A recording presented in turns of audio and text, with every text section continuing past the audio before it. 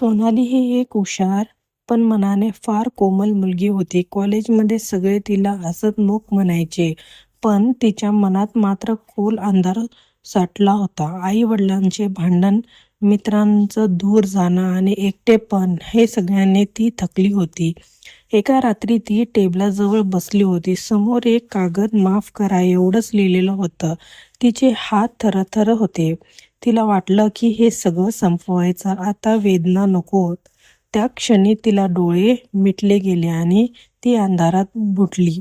पण अचानक तिला जाणवलं की ती एका विचित्र जागेत उभी आहे. समोर तिचंच आकृती उभी होती. ती म्हणाली, तू हे स्वप्न समजलीस का? आत्महत्या म्हणजे शेवट नाही, तर समज न असलेल्या दुःखाचे कायम पिंजऱ्यात बंद होणे आहे. सोनाली घाबरली. तिच्या डोळ्यासमोर तिच्या आईचे रडणारा चेहरा, वडिलांचा पश्चाताप आणि तिचं न संपलेलं आयुष्य दिसलं. ती रडली, ओरडली आणि मला परत जाऊ द्या, मी जगायची ठरवले आहे. तेवढ्यात ती आचकून जागी झाली. सकाळ झाली होती आणि डोळ्यातून अश्रू वाहत होते की तिने तो कागद फाडला आणि स्वतःशी म्हणाली की आत्महत्या नाही, हे स्वप्न होते. पण आता मी खरी जागी झाले आहे.